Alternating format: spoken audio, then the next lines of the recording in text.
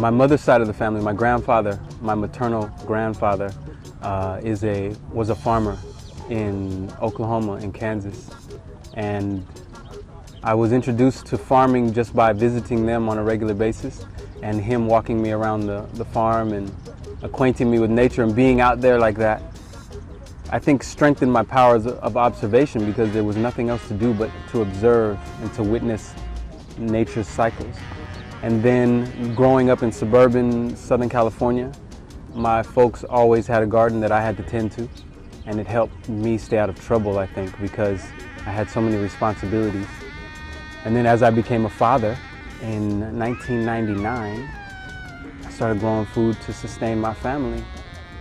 And people came over and were really amazed at how beautiful the space was and how much food there was. There was always extra, the law of abundance. And from there it developed into community service projects in Watts, South Central Los Angeles. And from there it just took off. Gebsite became a reality. We have the ability to grow food abundantly. If you look in this, just turn around and look in this park, there are trees that are growing huge and they're growing beautifully and they don't produce any fruit. Now every one of them could be a fruit tree. Every one of them could be an avocado, a persimmon, a plum, a fig. All of these fruits that are perishable and hard to transport, so that their prices are high in the store. Cherimoya, all of these things are fruits that the reason why they cost $4 a pound in Whole Foods is because that they are very delicate fruits to transport, and we don't need to transport them. We can grow them right here. Why are we buying bananas when bananas will grow all over the place here in California? Same thing in Kenya. Walking through the streets of Nairobi, homeless, hungry mothers and children are coming to me, and I'm thinking, how in the world are we on the equator and we have hunger? We do presentations nationally and internationally to help stimulate people and encourage people and empower people to feel as though they can in fact grow their food, their own food. And we can grow it in all kinds of systems. We can grow container systems, we can grow in apartments, we can grow in collaboration with organizations that we're already involved with, our churches, Rotary groups, Boys and Girls Clubs, Girl Scout troops. There's so many different ways for us to create local food systems.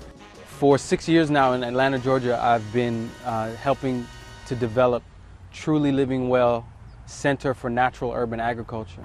And this year, 2011, we opened a 4-acre site right in the middle of downtown Atlanta, Georgia. And it's a prototype for a center for urban agriculture in teaching all the different ways of growing food.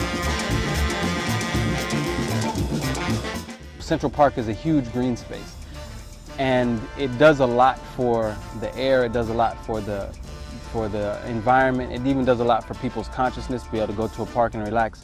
But there's another way of doing it. If the green spaces are spaces that produce food, so if we have large fruit orchards, if we have urban farms, city farms, what we can do is now we can increase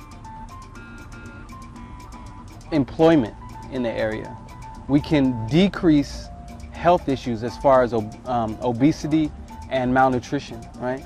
And we can also decrease traffic, because if we can increase employment in the area where people live, then suddenly we don't have people who have to get in a car to go to work. Once we have identified these green spaces as spaces for community, you're going to have musicians, you're going to have astronomers, you're going to have artists. All of these people will have the potential to grow out of a strong, sustainable, green system within a city structure. And we can reduce pollution, reduce consumption, and reduce our dependency on foreign energy sources, as well as our dependency on currency. Currency is only necessary when we don't have a direct means of trade.